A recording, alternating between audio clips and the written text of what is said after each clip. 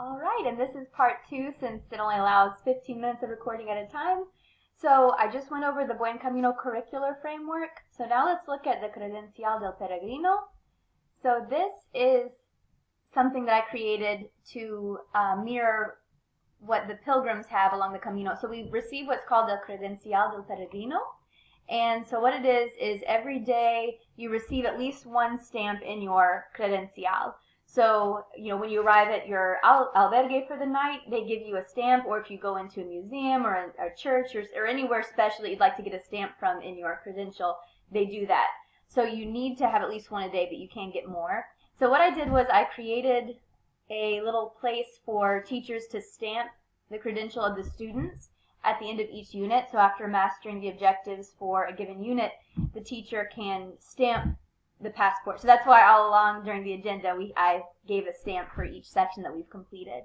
So I've got pictures thematic based on the units that I proposed in the curricular framework, and hopefully that's exciting for students to receive a stamp and demonstrate that they accomplished the checkpoints in the unit.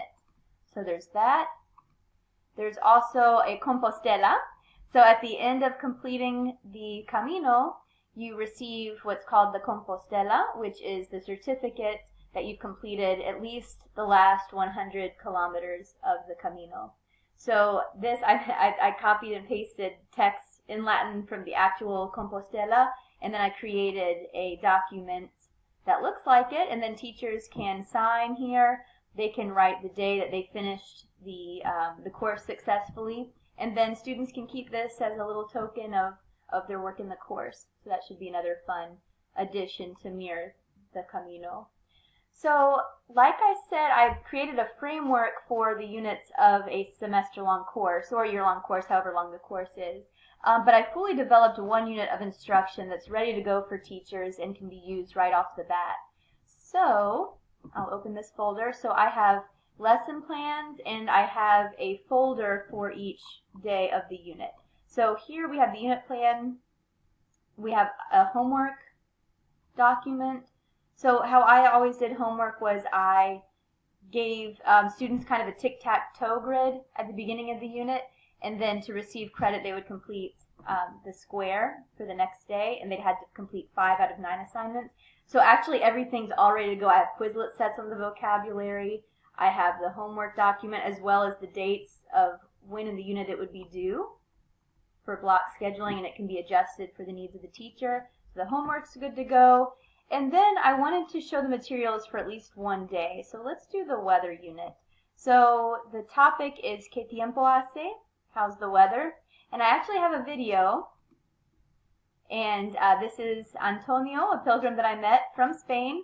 And it's raining in the video. So he's telling me about the weather and how many kilometers he plans to walk that day. So that reviews the vocabulary that they had learned the day prior. And then I also have a PowerPoint presentation. So the topic for today is weather. So in order to introduce the topic, they would watch the video. Well, first of all, we have the intercultural objectives. So let's look at that first, because that is an important component of the project. So we have investigate. I can identify the weather for a city in Spain using an authentic weather map. I can convert between Celsius and Fahrenheit. I can tell the weather for each day of the week for a city in Spain, and I can tell the temperature in Celsius and Fahrenheit. So here we have language functions, but also cultural functions. So we can convert between Celsius and Fahrenheit. We're talking about a specific city in Spain, not just a random picture of a weather clip art that we found, but actual weather in a city in Spain. So we would watch the video, answer the questions, and then introduce the topic. And then I have pictures of the vocabulary with pictures that I actually took on the Camino. So we have hace sol, está nublado, hay niebla, está despejado, etc. So it's presented in context with pictures. Hace calor, hace fresco. We would review the vocabulary, and then we would talk about, where do we use Fahrenheit versus Celsius, and so that kind of drives home the importance of learning, at least that other countries use Celsius.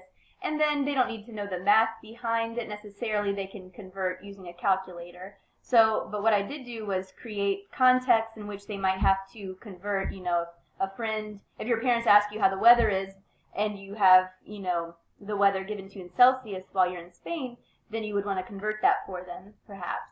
So then we're going from Fahrenheit to Celsius. Then I have a weather map from Spain that they're answering questions about.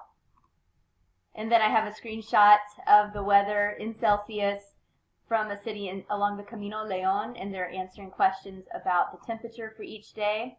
And then they're actually going to create a presentation in groups where they are put into groups of 3 and they research the weather for a particular city along the Camino.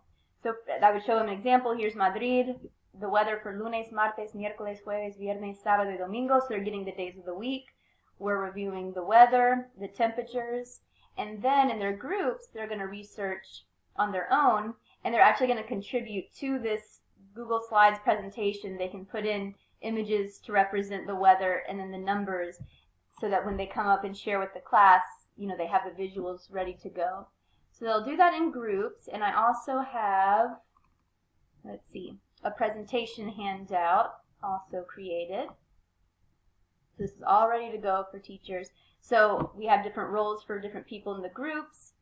One person's going to give the greeting, date, tell location of the city, and then give the weather for the first day. Say thank you and goodbye at the end of the presentation. Person 2 will present the weather for the 2nd, 3rd, and 4th days, and then the third person will present the weather for the 5th, 6th, and 7th day. So they'll just insert the information into this chart and then put it into the Google Slides. And then I have the rubrics. And then as they're listening to the other groups present, they're going to write down the high temperature and the weather for most of the days of the week, and then compare which city is the coldest, which one's the hottest, and then in which cities or towns, is it sunny, is it cloudy, does it rain, or is it cool? So they're practicing in context and also gaining insight into what the weather's like in Spain that can be compared later to the weather in the United States during that season. Okay, so that's day 2, just to give you an idea of what a day might look like. Then I created a folder with pictures. So I have all the pictures uploaded to this folder. I decided not to separate it by theme because some pictures could be used for multiple themes. So I just left them here so that teachers can kind of peruse and take what they want. There are hundreds of pictures in there that they can use. I also have a video folder. And this, let's see. All right, so I have my videos uploaded. And I also have a document that explains what's in each video so that they don't have to watch every single video to understand what's in that particular video. So I created a document called Video Inventory, and it gives the duration of the video, the structures that are used, and and an idea for how it could be used. It's taking a minute to upload.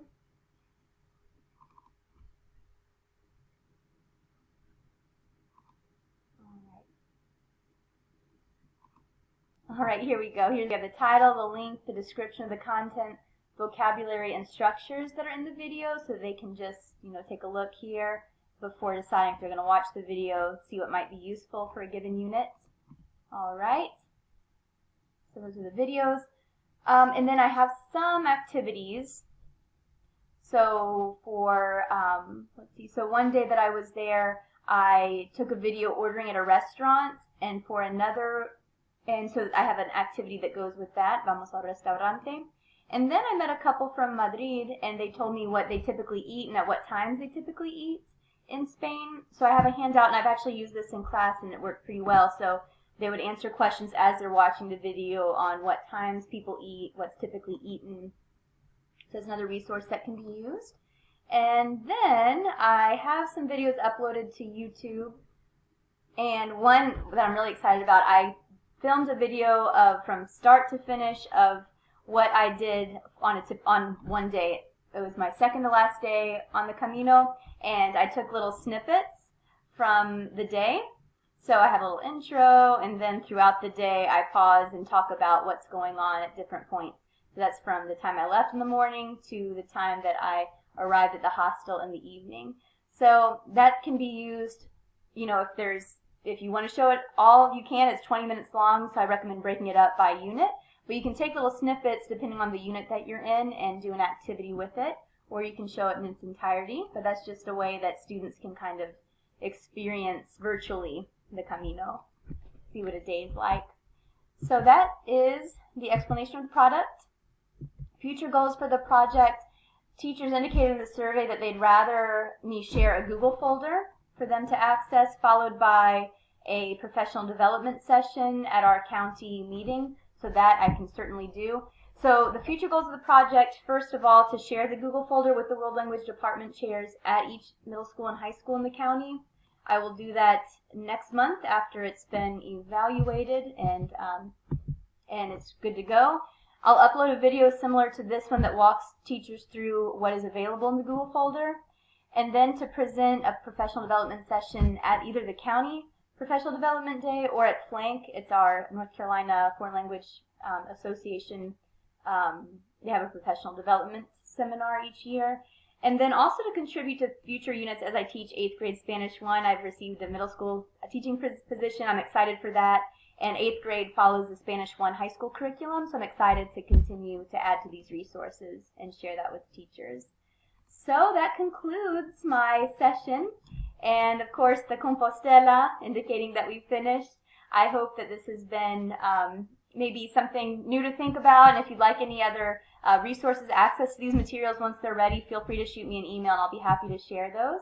And once again, I'd like to thank Sigma Delta Pi for generously funding this endeavor, North Carolina State University, and then the chairs on my committee, Dr. Tharrington, Dr. Garrigan, and Dr. Gonzalez, which have given me helpful feedback on the project. Thanks for watching.